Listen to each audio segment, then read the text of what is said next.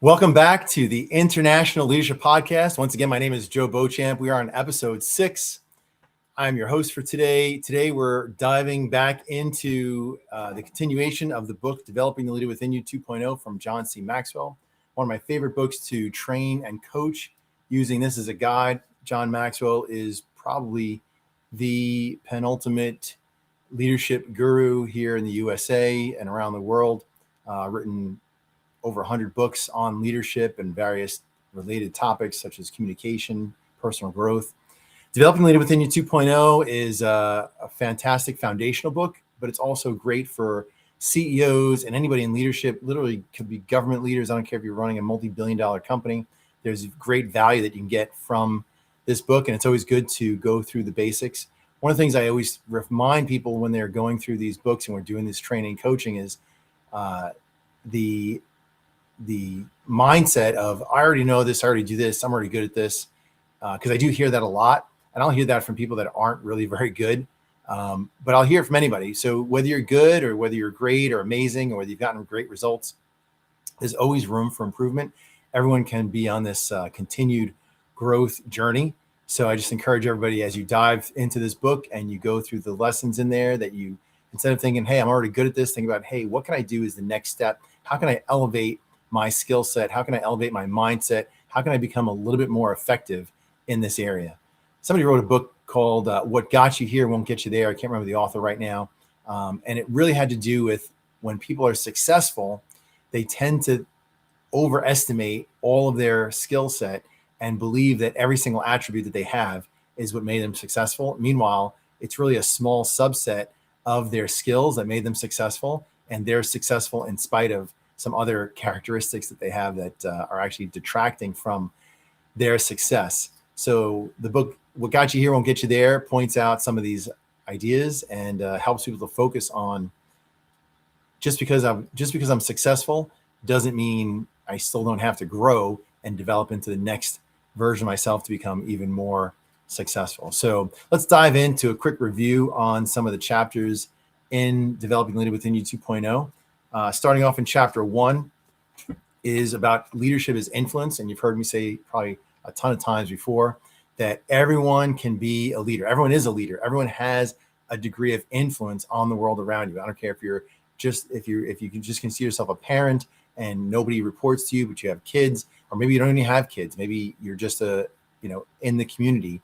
You go to work, you show up, you've got coworkers. If you can influence the people around you, you are a leader. Everyone is going somewhere. Everyone follows some influencer somewhere, and you can be that influence. And if you develop that skill of influence, you will be a better leader, making the world a better place.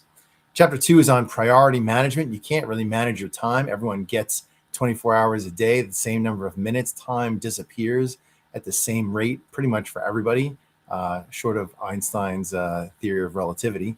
But anyway, other than that, what we do manage is what we do with that time. And so priority management is a great skill, not just for leaders, but really for everybody, to enhance your skill set on what is going to get your focus and what is going to be put on the back burner or delegated or just completely disregarded. Other great books on the topic of time and priority management would be a great book that I love by Brian Tracy. It's called Eat That Frog. Many of you have heard of it or seen it or read it before. Encourage you just to go get it again, go look through it. It's a very simple, short, easy book called Eat That Frog. It's about priority management. Chapter 3 is on character. Character is probably the first thing that anybody should work on regarding any aspect of your life. Take a look at our character. So the 3 main character attributes of good, effective, long-lasting leadership Number one is humility. Everyone can use a little bit more humility. Humility is the foundation of relationships. It's the foundation of leadership. It's the foundation of just being good friendships, any kind of interpersonal relationships. Humility is necessary. I embrace the humiliating things in life. I am often screwing up and sticking my foot in my mouth or doing something that's foolish. And I embrace that because to be humiliated means to be humble. I'd rather be humble than be arrogant. So embrace things like humility, work on humility. Character can be developed. When you hire and fire people, make sure that your number one reason for hiring or firing or promoting anybody is based upon character and their good value system that's demonstrated in their day-to-day actions. But character is something that can be developed. I've had people come to work for companies that I'm coaching, and they have questions, and those questions are often ethical questions, and I can coach them and push them in the direction of doing the right thing, of making more moral, ethical choices. They're usually very happy.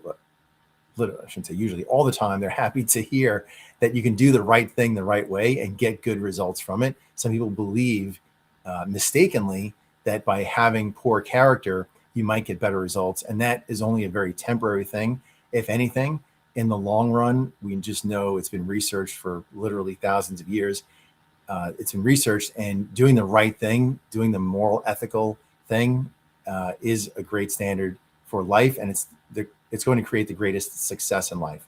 So here's a standard that you can live by. If everything in your life was to be on the front page of the newspaper, read by everyone in your friends and family and everyone around you, would you be happy and proud of that information? And if not, change the decisions that you're making so that everything that you do in life could be front page news and you're okay with that.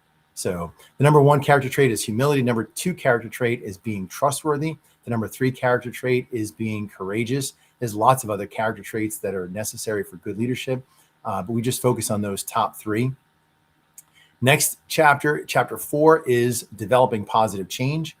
So a leader is here to lead into something different, right? So if we're just sitting around doing nothing different, we don't need a leader. We can just sit here and do nothing. We're not going anywhere, right? So good leaders are going somewhere different. They're somewhere better. They see that something can be changed.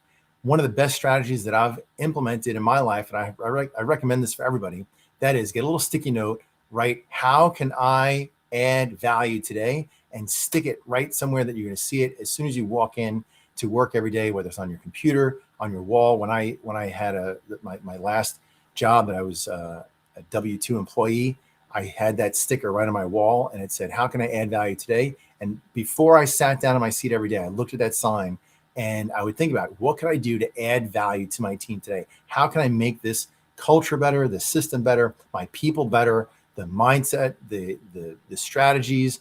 What can I do to make things better today? And every day I developed or implemented or tried something new and different to improve the system, the workplace, the culture, and our team excelled. We were best in the state. The culture was amazing. Great group of people, and we got great results. And that's really just simply by thinking about, how can I make a positive change today, right now? What do I need to do right now? And that the book, chapter 4.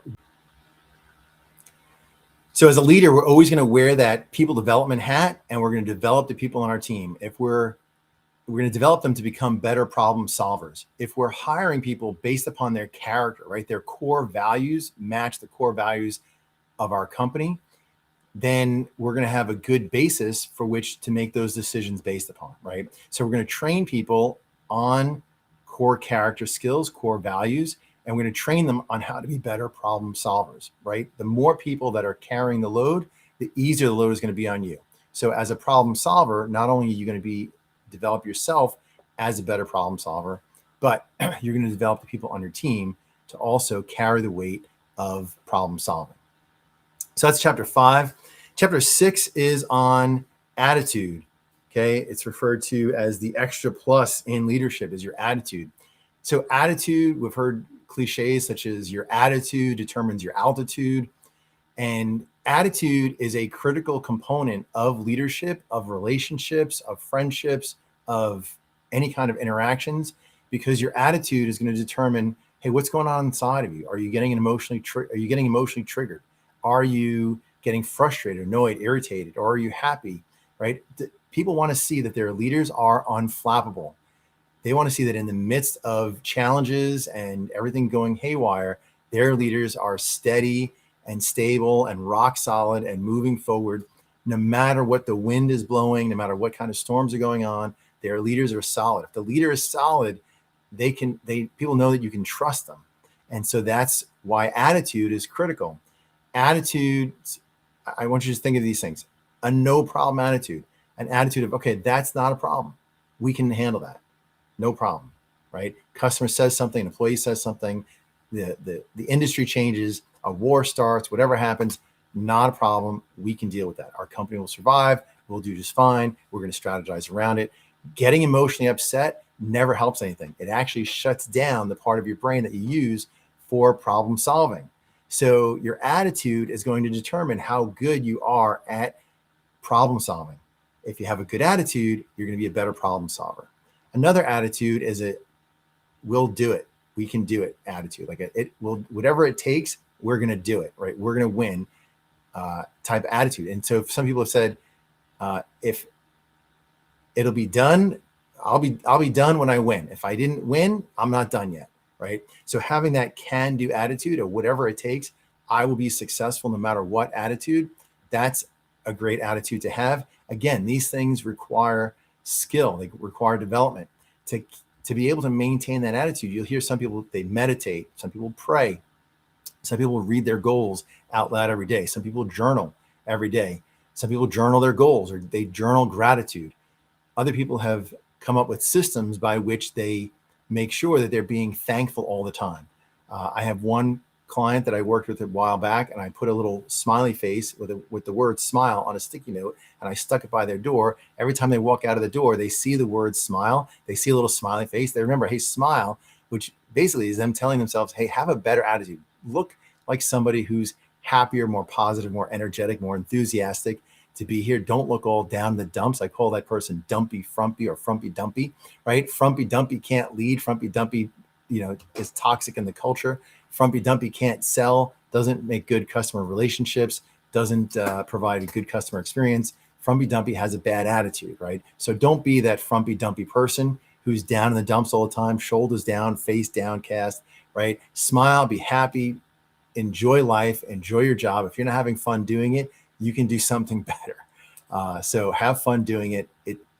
Life's about enjoyment. Fulfilling your purpose is enjoyable. Living with purpose is fun. So have some fun doing your life purpose, doing your job, and just have a positive attitude about it. There's definitely steps that you can take to improve your attitude. Give me a holler. Actually, it'd be great to hear from everybody at info@bochampteam.com. I'd like to hear your input for the podcast. If you're interested in any kind of resources or conversation, I'm happy to do a complimentary initial consultation with anybody, do some strategy session. More than happy to work with you. So give me a holler at info@bochampteam.com. Visit my website, bochampteam.com. That's B like Bravo, EAUCHAMPTEAM.com. It's right there on the screen and probably be in the link below. And I look forward to hearing from you and talking to you. So chapter 7 in the book is on servant leadership, right? So servant leadership requires knowing your team and knowing where they want to go, right? What are their skill sets? Okay, what are they thinking about? What's important to them, right? It's very people oriented, and it has to do with the mission of the organization being in alignment with the mission of the individual. So if you don't know the mission of the individual, how do you know that they're in alignment with the mission of the organization? If I'm going to ask the people on my team to sacrifice time with their family, their friends, their other things, and of course they are getting paid for it, but if I'm going to ask people to give the extra, go the extra mile for me, for this company, for our customers, why aren't I willing to go the extra mile for them? So, and I should be. And as a leader, that's servant leadership. Am I unblocking barriers to them being successful at their job? Am I providing the proper training? Am I equipping my team with every skill set, every mindset, every strategy, every tool that they need to be successful? So that's my job as a leader. I'm here to serve my team. If I can clear roadblocks, if I can create synergies between different people in the organization and outside of the organization, if I can provide that training, that proper equipping of my team, they're going to be successful. I am their champion for their success. I'm also interested and invested in them becoming a better version of themselves, right? I want people that work with me to educate and elevate their own selves so that they are now better, higher quality people that they want to be. They're on their own personal growth journey. I want the people that are working with me to know, hey, I'm a better version of myself. My relationships are better. My finances are better. My physical health is better. My mental health is better. My work life is better.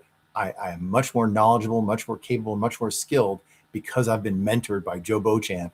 That's what I want people to think, right? So that's me as a servant leader. I'm serving the people on my team to help them achieve their goals, their life, their things that are important to them. And in return, if I think that their life is important and everything for them is important, they're going to be wanting to reciprocate, and that my company, my clients, my vendors, suppliers, et cetera, everybody here is important to them as well. So that's chapter 7, servant leadership. Chapter 8 probably should be one of the first chapters in the book, but I am not John Maxwell. He is smarter than I am. So we'll give him any of these chapters could be in any order. They're all very good. But chapter 8 is on vision. One of the most important jobs of a leader is to have a vision and to communicate that vision, really to over communicate. When you think about communication, I want you to think about over communicating. If you think saying it 2 or 3 times is enough, you need to at least double that. Okay. So people need to be communicated with multiple times in multiple different ways in order for them to get it. So you're going to create a vision. A vision is, what do I see the world looking like in the future? The greatest example of a vision, probably one of the most well-known, is the Martin Luther King "I Have a Dream" speech, where he spells out what does the world look like in some future time when things are better than they are today. And so that is vision. Can you create a vision, a compelling vision that your team, when they hear you talking about vision, that they are inspired to follow that vision? Your team should say, hey, we want to go there too. Take us there. After they see your vision, they want to go with you on your journey to the vision. They have to trust that you are the best candidate to take them there. If your team doesn't believe that you are the right person to bring them there, they're going to go there on their own, or they're going to go there following some other leader, but they're not going to go there following you. So when you come up with ideas and you have strategies, or when you implement things with your team, they're going to basically say, yeah, we'll do it our way or whatever. They're just not going to really pay attention to you because they don't really truly believe that you are the right leader to bring them to that vision. So chapter 8, having a vision, have the vision, communicate that vision clearly, be inspirational in your communication with that vision, over communicate that vision to your team. They should, I used to say, communicate with your team until they are saying the things that you said on their own when you're not even in the room, right? So if you just happen to be walking past the room, you hear people having a conversation, and you're like, wow, it's the exact same thing that I've been saying all the time, right? Now you know that it's sunk in. Somebody else elevated that, and they said you should say it until they start making fun of you. If your team's like, oh my gosh, here comes Joe again, and they're finishing your sentences, they're finishing your little mantras and stuff, that's really when it's sunk in. They know it so well, they can finish the statements. They make fun of you for doing it. You're over the top. Okay. So have that inspiring vision and communicate it until your team is teasing you about it. Moving forward, chapter 9 in the book is on self-discipline. A lot of people, when they get to chapter 9, they wish self-discipline was one of the earlier chapters as well. There's only so many chapters you can fit as chapter 1. I would say that the upper limit on that is 1. So chapter 9 is on self-discipline. There's always something that we can do better to improve our day-to-day habits. So in leadership, It's not what you do once or what you do occasionally that makes a difference. It's what do you do always as a consistent habit. So what we're trying to do is we're altering mindsets and we're altering habits. We're altering mindsets because what we think inside of our head is going to come out on our face. It's going to come out in the tone in our voice. It's going to come out in the words that we say, how we say it, how we hold our body language. What's on the inside is coming out. So hence, we need to have the right mindset, but we also need to have the right habits, day-to-day habits that are good strategy habits. If you could exchange every single day something that's a habit that's a lower value habit, maybe it's a bad habit, or maybe it's a habit that's unproductive, or it's a habit that doesn't meet your goals, it's not in line with your vision, okay, it's not feeding your purpose, you can swap that out for another habit that's more effective, right? Your life is filled with habits. Let's take those habits that are not serving our higher purpose and let's think about those for a moment. A habit that's not serving your higher purpose is really an addiction because you're doing it, you're still doing it, even though it's not feeding your higher purpose. It's not taking you forward on your journey in life, but you still do it anyway. The only reason that it's still sitting there in your life, persisting, is because it's an addiction.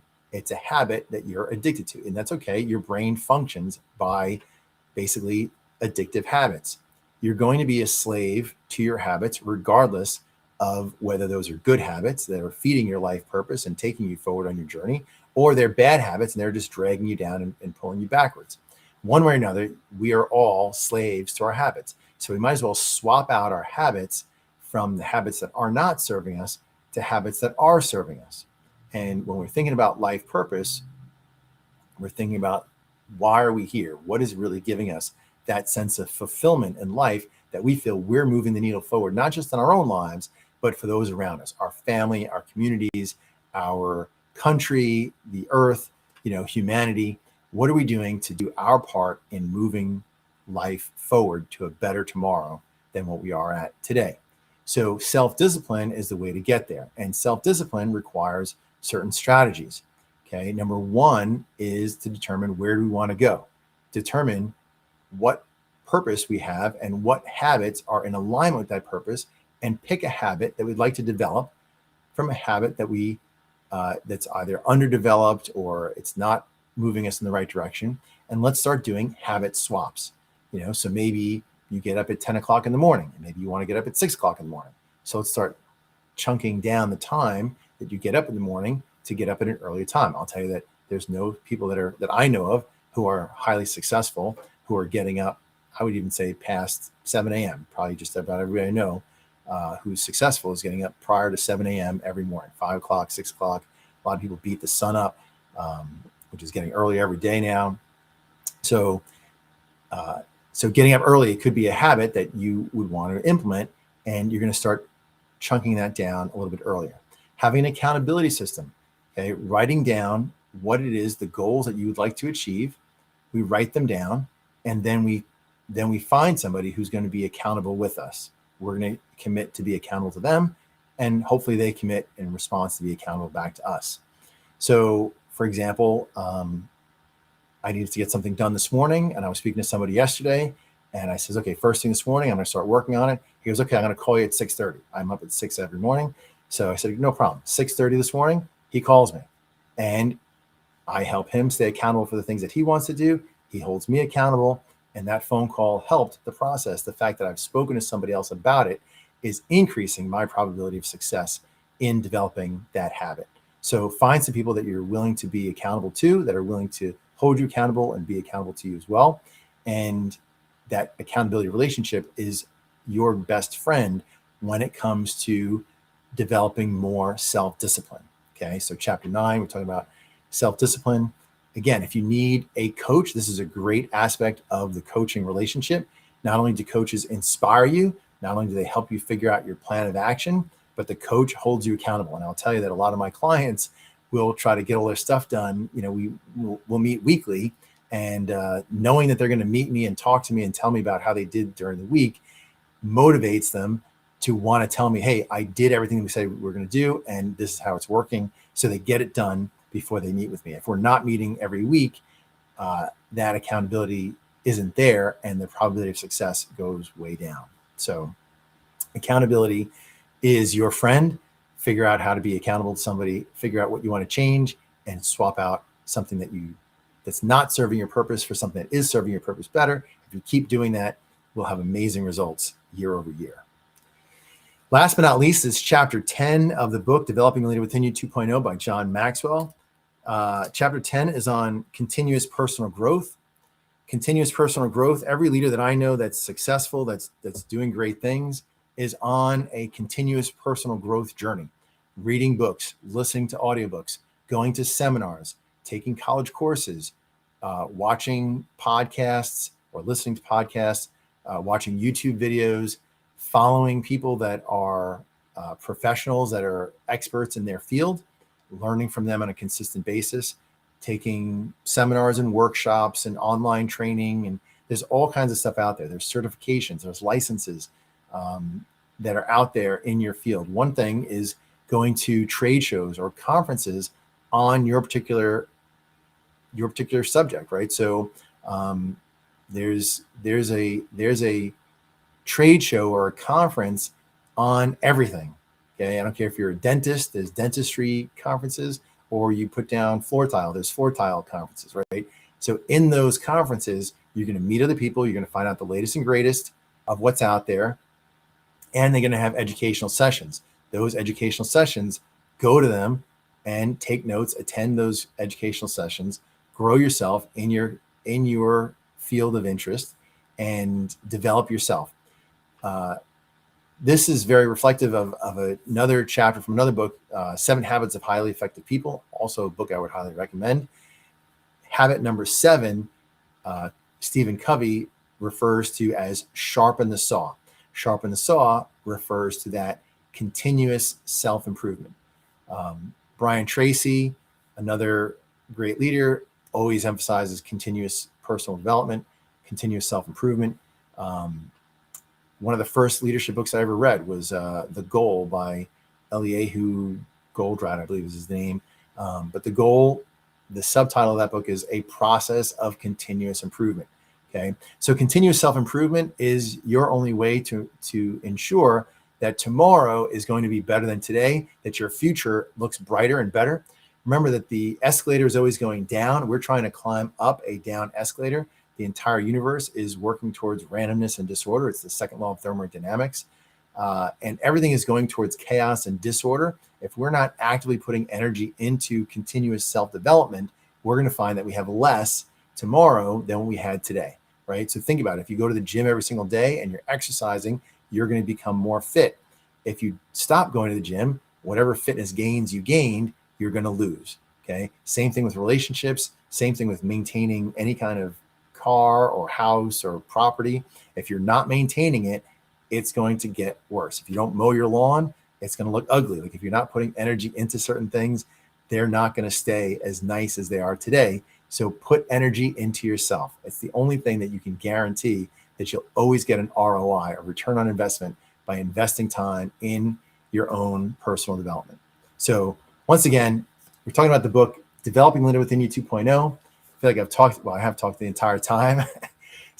But like I said, this is a great book. Listen to it on audio, get the physical book. You can sign up for a workshop from me and or the course. It's a 10-week course, 1 week on each chapter. Involves coaching and training on the book and really on your leadership and how to apply the principles from the book to your leadership and your role. People have gotten great success out of doing it. Like I said, once again, it's the book. It's the course that I train on the most. I'm literally training a couple of dozen people on it right now. Just finished training a bunch of other people on it. And so it's just a great refresher for all leaders to grow and develop their leadership based upon this book. Anyway, this has been a pleasure. A little bit different of a podcast today, kind of a quicker, shorter version today, but appreciate everyone paying attention and hanging in there. And I look forward to seeing you next time on the International Leadership Podcast. Once again, my name is Joe Beauchamp. My company is Beauchamp Team Growth Solutions. You can find me online at beauchampteam.com. I'm looking forward to hearing from all of you, and we'll see you soon. Thanks a lot.